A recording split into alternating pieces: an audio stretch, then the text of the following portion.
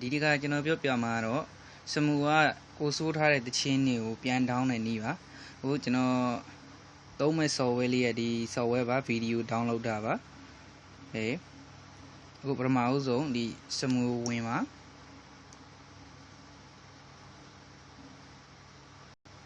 ဒီရလို့ရှိရင်ကိုစိုးထားတဲ့တခြင်းတွေကိုသွားပါခုနေတခြင်းလေးတစ်ပုတ်ပေါ့နော်အခုဒီမှာပြီးခဲ့တော့ဒီဇင်ဘာဆိုတဲ့တခြင်းလေးကိုတောင်းပြပါမယ်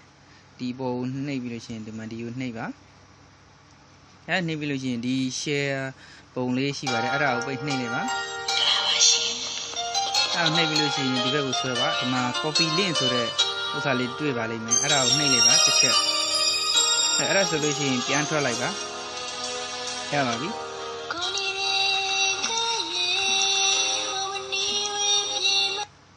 အဲ့ဒါဆိုလို့ရှိရင်အခု video downloader အဲ့ software ကိုဝင်ပါသူကဒီလိုပေါ်လို့ရှိရင်ဒီ select or type URL နေရာကိုထောက်လိုက်ပါခဏဖိတာဒီမှာသူဒီလိုစာလေးပေါ်လာလို့ရှိရင်နှိပ်လိုက်ပါဒီမှာ link ဒီပေါ်ရောက်သွားပါပြီအဲ့ဆိုရင်ကျွန်တော်တို့ဒီ keyboard ကဒီ enter key လေးကိုနှိပ်လိုက်ပါ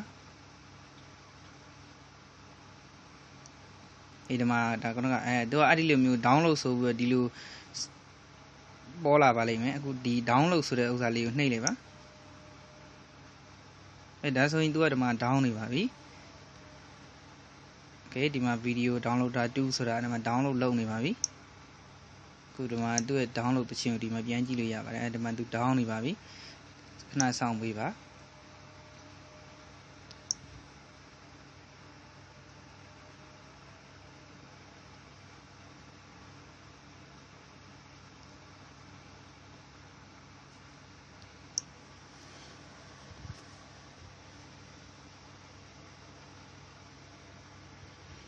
ပြီးသွားပြီဆိုတော့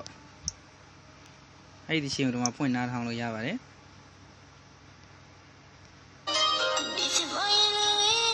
ဟုတ်ပြီတကယ်တော့အဲ့ဒီချင်းကဟို MP3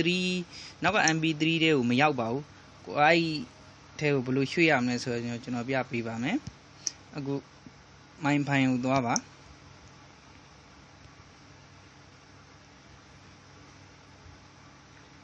ဒီဝင်ပါအဲ့ဒီမှာ video downloader ဆိုတာရှိပါတယ်နှိပ်လိုက်ပါဒီမှာဒါခုနကတော့ down လိုက်တဲ့တခြင်းမှာ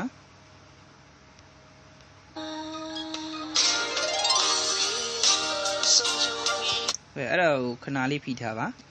နောက်ဖိထားပြီးဒီအပေါ်ဆုံးကအဆက်ကလေးတွေကိုနှိပ်လိုက်ပါဒီမှာ move နှိပ်လိုက်ပါပြီးလို့ရှိရင်သူကဒီမှာ music ဆိုတာကို move here ဆိုတာနှိပ်ပြလိုက်ပါအဲ့ဆိုရင်အခုကျွန်တော်တို့ down ထားတဲ့တခြင်းကနောက်က MP3 ကိုရောက်သွားပါပြီ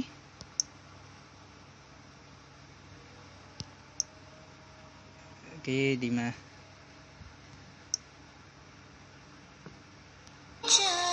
ဒါကတော့ down လိုက်တဲ့တခြင်းပါဒါဆိုပြီးပါပြီစင်မပြေတာရှိရင်ပြန်ပြီးတော့မေးပါရပါတယ်